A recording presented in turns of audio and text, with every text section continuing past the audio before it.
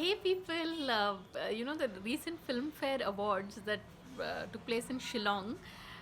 It's like the cutest moment from that award function. Besides, Tapsi Pannu and Bhumi Pednekar getting it for for playing those shooter sisters or whatever.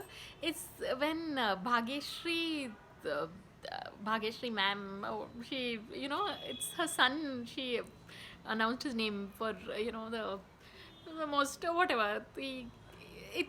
You should watch that clipping on, be it on Instagram or it'll make your day, because if you watch this movie Mard ko dard nahi hota, you can tell the kind of effort that has gone into every frame of the film. Yeah, so really, I mean, just watching that makes you emotional of when he gets his award.